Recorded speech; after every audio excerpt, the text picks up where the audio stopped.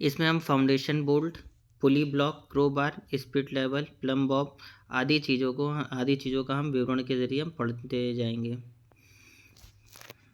जैसे इसमें हम फाउंडेशन बोल्ट की बात करेंगे तो भारी मशीनों को फर्श पर फिट करने के लिए हम इन्हें हिलने से बचाने के लिए हम फाउंडेशन बोल्ट का प्रयोग करते हैं। ये हमारे दो वर्गों में पाए जाते हैं। जैसे पहला हो जाता है इसमें फिक्स बोल्ट और रिमूवेबल बोल्ट होता है। फिक्स बोल्ट इस प्रकार के बोल्ट फर्श में नीचे स्थिर रूप से फिट किए जाते हैं। और दूसरा होता है रिमूवेबल बोल्ट। ये हमेशा के लिए फिक्स हो रिमूवेबल बोल्ट जो होते हैं ये जो हमारे इन्हें आसानी से निकाला जा सकता है। और फिक्स बोल्ट की हम बात करेंगे बारी बारी से। जैसे कि इसमें आ जाता है rack bolt, hexagonal mild steel आ जाती है। और तीसरा जो आ जाता है वो हमारा आई फाउंडेशन बोल्ट आ जाता है। चौथा मुड़ा हुआ फाउंडेशन बोल्ट आ जाता है। जिसमें कि पहले बोल्ट की हम बात करें तो रैक बोल्ट है हमारा। इस प्रकार के बोल्ट का निचला भाग चपटा या चौड़ाई में शैंक की ओर टेपर होता है। जैसे कि यहाँ पे आप देख रहे होंगे फिगर में, ऊपर का हिस्सा हमारा शैंक में सीधा है लेकिन नीचे का भाग जो हमारा टेपर है। ये हमारी जो शैंक होती है ये हमारे ऊपर से नीचे की तरफ में टेपर होती है और नीचे का भाग जो होता है हमारा चपटा होता है। इसमें एंगुलर स्टेप्स कटे होते हैं जिसमें सीमेंट व लेड का घोल भर दिया जाता है। ये जो एंगुलर्स हमारे ये जाल टाइप में बना हुआ है ये हमारे एंगुलर स्टेप्स के नाम से जाने जाते हैं जिसमें सीमेंट व लेड का घोल भर दिया जाता है। और लेड का घोल भरते समय अंदर से सुराख नहीं होना चाहिए। जैसे कि लेड का घोल भरते हैं तो अंदर सुराख इसलिए नहीं होना चाहिए ताकि इसमें जैसे ही अगर पानी की मात्रा जाएगी तो ये हीट होने पर ये बाहर की ओर निकलने लगेगा और जो हमारा जो जोड़ है ये हमारा वीक पड़ने लगेगा। कमज़ोर होने के कारण हमारी मशीनें हमारे टूट फूट मचाएंगी जिसके कारण हमें दुर्घटना का सामना करना पड़ सकता है। चलिए अब हम हेक्सागोनल बोल्ट माइल्ड स्टील की बात करने जा रहे हैं। इसमें बोल्ट के नीचे की तरफ एमएस प्लेट होती है जिसे वेल्ड करके जोड़ दिया जाता है। ये है हमारा hexagonal bolt with mild steel. इसकी भी जो फिलिंग करी जाती है लेड और सीमेंट के ज़रिए दोनों को मिला करके घोल बना करके इसमें डाल दिया जाता है और इसे पूरा स्टेबल कर देते हैं हम लोग। अब तीसरे की बात आ जाती है आई फाउंडेशन बोल्ट। इस प्रकार के बोल्ट एक सिरा हुक के आकार में गोलाई में मुड़ा हुआ होता है। जैसे कि आप ये देख रहे हैं हुक में गोलाई में मुड़ा हुआ होता है और इसके बीच में हम थोड़ी सी सरिया के टुकड़े को डालकर सीमेंट के कंक्रीट को डालने पर इसे हम पूरी तरह से जाम कर देते हैं। इसमें भी हम सीमेंट कंक्रीट भर दिया जाता है और इसमें भी लेड की फिलिंग की जाती है। मुड़ा हुआ फाउंडेशन बोल्ट की बात करें, इस प्रकार के बोल्ट का निचला भाग मुड़ा हुआ होता है और टेढ़ा मेढ़ा होता है। जैसे कि यहाँ पे हम देख रहे हैं कि हमारा भाग ऊपर की ओर थोड़ा सैंक में है और बाकी निचला भाग थोड़ा टेढ़ा मेढ़ा है और नीचे जो होती है माइल्ड स्टील की प्लेट वेल्ड के ज़रिए जोड़ दी जाती है। और इसमें भी हम सीमेंट कंक्रीट व लेड को आसानी से हम भर के इसे जाम कर देते हैं। अब हमारा आ जाता है रिमूवेबल बोल्ट। इस प्रकार के फाउंडेशन बोल्ट आवश्यक पड़ने पर हटाए जा सकते हैं और इन्हें बाहर निकाला जा सकता है। ठीक है। और इसमें पहला आ जाता है हमारा क्वार्टर बोल्ट है पहला। दूसरा है हमारा रोल बोल्ट होंगे।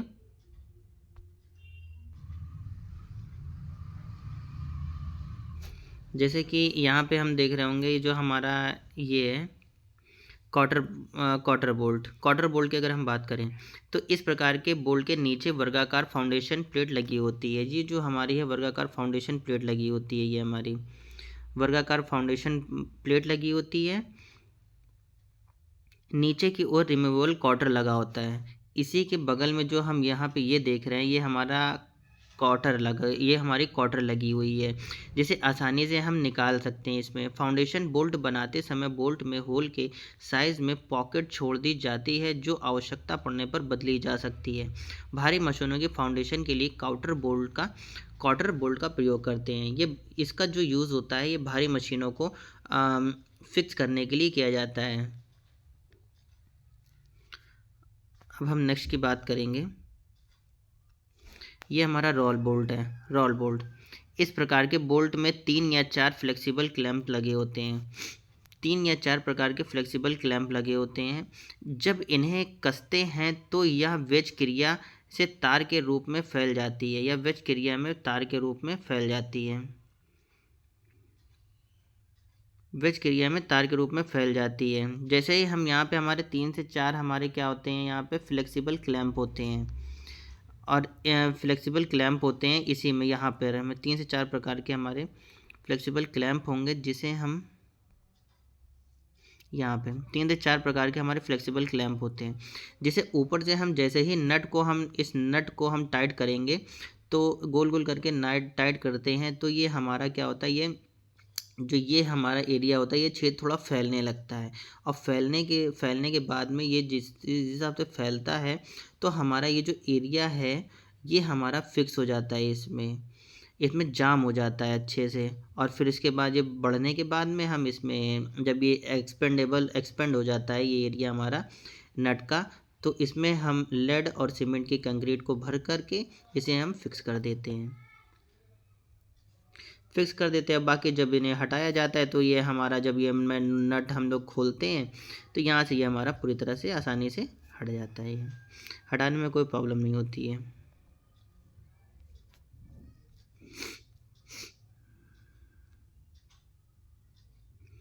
अब हम यहाँ पे बात करेंगे expanding conical washer foundation bolt की। इस प्रकार के हेक्सागोनल हेड बोल्ट प्रयोग किए जाते हैं, ठीक है। हेक्सागोनल बोल्ट तो हर एक में प्रयोग किए जाते हैं, लेकिन इसमें चूड़ियाँ कटी हुई होती हैं, चूड़ियाँ सभी में कटी हुई होती हैं। इसमें टेपर कोनिकल वाशर व फेरूल लगे होते हैं, जैसे कि आप यहाँ पे ये देख रहे हैं, हमारा ये फेरूल लगा हुआ है। ये हमारे जो 3-6 प्रकार के हैं, ये सब हमारे फेरूल लगे होते हैं। जब बोल्ट को बाहर निकाला जाता है तो यह फ्लैट हो जाते हैं, जैसे कि हम इसको बाहर निकालेंगे तो ये हमारे क्या होंगे, ये हमारे फ्लैट हो जाएंगे। जैसे कि ये जो निकले हुए हैं बाहर की ओर, ये थोड़ा अंदर की ओर बैठ जाते हैं, जैसे हम इसको निकालते हैं अंदर की ओर चले जाते हैं, और फैल कर सुराख में और तो यह फ्लैट हो जाते हैं, और फैल कर सुराख में अंदरूनी सतह को मजबूती से पकड़ लेते हैं, और जैसे ही इनको अंदर डालते हैं वैसे ही ये अंदरूनी सतह में फैल जाते हैं और जगह को पकड़ लेते हैं काफ़ी अच्छे से। और निकालेंगे तो आसानी से ये जो है, ये अंदर की ओर, ये जो हमारी पंखुड़ियाँ ये अंदर की ओर बैठ जाएंगी और आसानी से निकल जाएगा। और फिर इनको अंदर डालेंगे तो ये हमारी जो पंखुड़ियाँ हैं, ये जिन्हें फेरूल हम कहते हैं, ये हमारे एक्सपेंड हो जाएंगे और इन्हें अच्छी तरह से पकड़ लिए जाएंगे। ये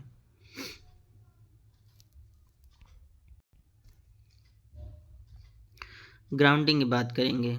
मशीन की फाउंडेशन करते समय हमें फाउंडेशन बोल्ट व वेज के साथ में मशीन को उचित अलाइनमेंट में लेवलिंग करने पर मशीन के आधार की सतह और फाउंडेशन ब्लॉक की सतह के बीच कुछ गैप रखा जाता है। इस गैप को भरने को ही ग्राउंडिंग कहा जाता है।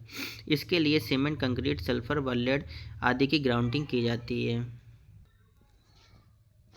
जैसे कि यहाँ पे बताया गया है हमें कि फाउंडेशन बोल्ट के वेज के साथ मशीन की उचित अलाइनमेंट में, मशीन को उचित अलाइनमेंट में लाने के लिए हम ग्राउंडिंग का प्रयोग करते हैं। जैसे कि कभी हमारी मशीन जो होती है पूरी एक्यूरेट सरफेस पर नहीं बैठ पाती है, इधर उधर हिलती डुलती रहती है, जिसके कारण क्या होता है कि हमारी सरफेस बिल्कुल सपाट नहीं हो पाती, जिसमें हम कुछ चीज़ें कुछ जैसे लकड़ी के टुकड़े या लोहे के टुकड़े को लगाकर हम उसकी सरफेस को बराबर करते हैं। तो उसी सरफेस को बराबर करने के लिए हम पहले से अलाइनमेंट करने के लिए हम कई चीज़ों का यूज़ करते हैं।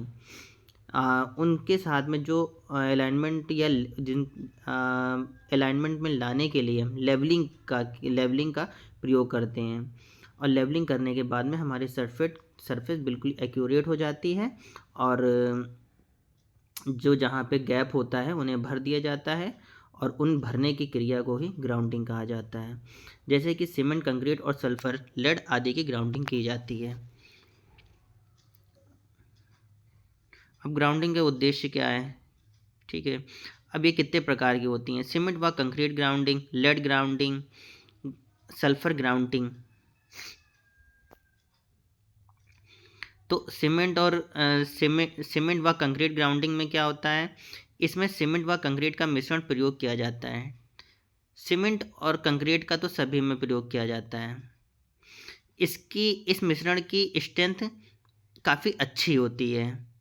सीमेंट और कंक्रीट की अगर हम बात करें तो इसका जो मिश्रण बनाया जाता है ये काफ़ी इसकी जो स्ट्रेंथ होती है पकड़ने की, आ, पकड़ जिस जिस क्रिया के द्वारा ये पकड़ी जाती हैं वो काफ़ी अच्छी होती है, इसकी पकड़ बहुत अच्छी होती है। और इनका जो सीमेंट और कंक्रीट की ग्राउंडिंग का जो यूज़ किया जाता है वो ऑल सॉफ्ट एरिया में तो नहीं किया जाता है, बाकी साधारण जगहों पे किया जाता है। जहाँ पे बिल्कुल कोई हल्का-फुल्का जैसे काम हो रहा हो तो वहाँ पे हम ऑल सॉफ्ट एरिया में इनका प्रयोग तो नहीं करते हैं, बिल्कुल साधारण चीज़ों में करते हैं इनका। लेड ग्राउंडिंग वहाँ पे की जाती है जहाँ पे स्टील टरबाइन की ग्राउंडिंग के लिए, जहाँ पे टरबाइन बड़े-बड़े टरबाइन चलते हैं, पानी की मात्रा ज़्यादा पानी सबसे ज़्यादा गिरता है, गीलापन जहाँ ज़्यादा रहता है वहाँ पे हम लेड की ग्राउंडिंग करते हैं। यह काफ़ी महंगी भी होती है और इनका प्रयोग साधारण कार्यों में नहीं किया जाता है। साधारण कार्यों के लिए हम सीमेंट व कंक्रीट की ग्राउंडिंग का ही यूज़ करते हैं।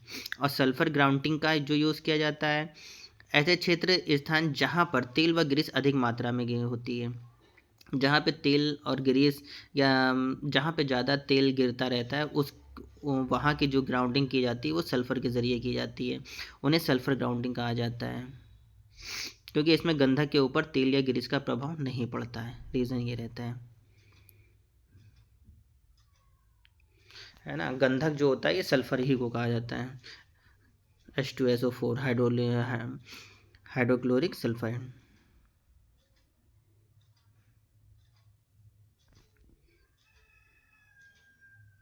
तो गंधक के ऊपर तेल या ग्रीस का प्रभाव नहीं होता है, जिस कारण हम सल्फ़र ग्राउंडिंग का प्रयोग करते हैं वहाँ पे। अब फाउंडेशन को सहारा देने की विधियाँ कौन कौन सी होती है। लकड़ी की टेम्पलेट, लकड़ी की फॉर्म्स, लकड़ी के फॉर्म्स के बेसिंग, सीमेंट, रेत व कंक्रीट के मिश्रित घोल, ये 4 प्रकार के होते हैं जिनका हम बारी बारी से एक्सप्लेनेशन पढ़ेंगे हम। अब यहाँ पे पहला जो है लकड़ी की टेम्पलेट, इनका यूज़ क्या किया जाता है कि मशीन के आधार के अनुसार लकड़ी की टेम्पलेट प्रयोग की जाती है।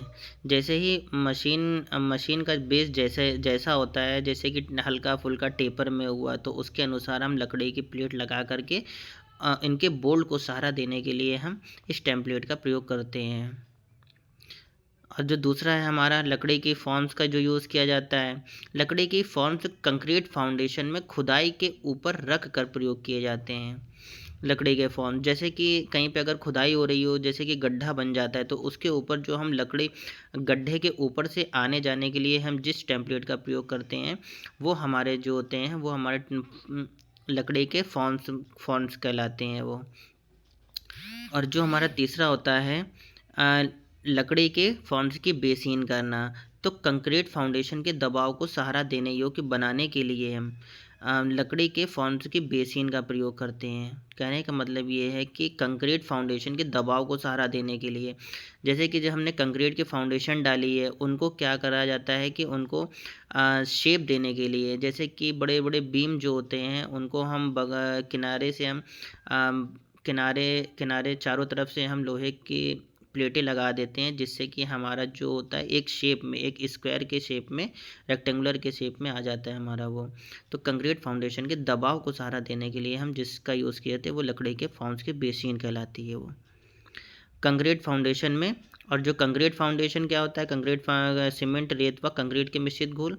इसमें हम कंक्रीट फाउंडेशन में सीमेंट और रेत के कंक्रीट को 1, 2 और 4 के अनुपात में मिलाकर इसका घोल तैयार करते हैं। ये है हमारी सीमेंट, रेत और कंक्रीट के मिश्रित। इसमें सीमेंट जो हमारा रहता है वो 1 के अनुपात में, और जो हमारा रेत रहता है वो 2 रहता है, 2 के अनुपात में, और कंक्रीट जो रहता है वो 4 के अनुपात में रहता है। इन सब चारों चीज़ों को मिला करके हम एक अच्छा सा एक फाउंडेशन हम तैयार करते हैं, जिसमें कि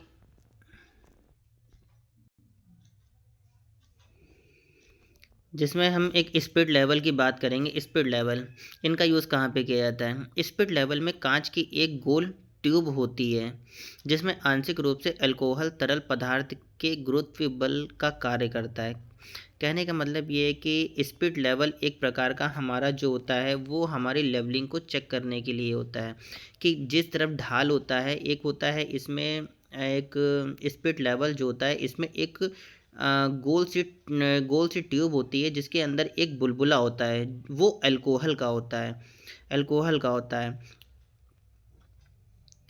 अम, वो अल्कोहल का होता है। जिस तरफ हमारी लेवलिंग की ढाल ज़्यादा होती है तो उसके विपरीत में जा कर के बुलबुला रुक जाता है, तो वहाँ हम लोग समझते हैं कि ये हमारी ढाल ऊपर की तरफ है। तो स्पिरिट लेवल में कांच की एक गोल ट्यूब होती है जिसमें आंशिक रूप से अल्कोहल तरल पदार्थ के गुरुत्व बल के कार्य करती है। ठीक है। साधारण स्पिरिट लेवल की बॉडी कास्ट आयरन की या हार्डवुड की बनी होती है। जो स्पिरिट लेवल होता है हमारा या तो वो कास्ट आयरन का होता है या एक लकड़ी का बना होता है। जब इसका आधार क्षैतिज धरातल पर समतल होता है तो बुलबुला स्केल के केंद्र में रुक जाता है। अगर क्षैतिज धरातल बिल्कुल समतल होगा, सपाट होगा, सीधा होगा तो बुलबुला बिल्कुल केंद्र में रुकेगा। अगर धरातल की जो सतह ऊंची होगी, जैसे कि धरातल की हमारी ये सतह हमारी ऊंची हो गई, इस तरह की ऊंची हो गई टेढ़ी, तो यहाँ पे जो हमारा होता है आधार धरातल की जो सतह ऊंची होती है वहाँ पे बुलबुला उसके विपरीत में रुक जाता है। ये धरातल ये हो गई ऊपर, तो इसके विपरीत जैसे हम लेवलिंग चेक करेंगे तो जो हमारा बुलबुला होगा वो यहाँ ना आकर के यहाँ पे रुक जाएगा, इसके विपरीत में जो सतह ऊंची होती है। वह चीज़ यहाँ पे बता रहा है कि धरातल की जो सतह होगी बुलबुला उसके विपरीत दिशा में रुकेगा। स्पिरिट लेवल का उपयोग मशीन की स्थापना करते समय उसकी लेवलिंग को चेक करने के लिए करते हैं। ब्लॉक स्पिरिट लेवल से मशीन की वर्टिकल और हॉरिजॉन्टल लेवलिंग चेक की जाती है। तो स्पिरिट लेवल के ज़रिए हम किसी सतह का हॉरिजॉन्टल और वर्टिकल सरफेस या टेपर सरफेस हम पता करते हैं। तो साधारण इसमें स्पिरिट लेवल हमारे 3 प्रकार के होते हैं: साधारण spirit level, engineering spirit level, block spirit level. इनकी जो एक्यूरेसी होती है इनकी होती है 1000 मिलीमीटर में 0.02 से लेकर 0.5 मिलीमीटर तक होती है इनकी। अब हम प्लम बॉब की बात करेंगे। प्लम बॉब को एक इनका दूसरा नाम होता है जिसको कहते हैं साहुल, जो मिस्त्री के पास में होता है, ये पीतल का बना होता है। इसे एक साहुल भी कहा जाता है और वैसे कि जो इंजीनियरिंग लैंग्वेज में जो कहा जाता है वो प्लम बॉब के नाम से जाना जाता है। इस औजार का प्रयोग वर्टिकल पाइपलाइन को चेक करने के लिए किया जाता है या स्टील व पीतल का बना होता है। ये जो हमारा प्लम बॉब होता है ये हमारा स्टील का या पीतल का बना होता है। वैसे खास करके जो होता है वो पीतल का ही यूज़ किया जाता है, उसमें जंग नहीं लगता है, तो इनका यूज़ किया जाता है। और वर्टिकल या हॉरिजॉन्टल सरफेस को चेक करने के लिए में खास करके इनका वर्टिकल ही प्लेन को चेक करने के लिए इसका यूज़ किया जाता है, हॉरिजॉन्टल में यूज़ नहीं किया जाता है। इसका वजन इसकी लंबाई और व्यास के अनुसार अधिक होता है।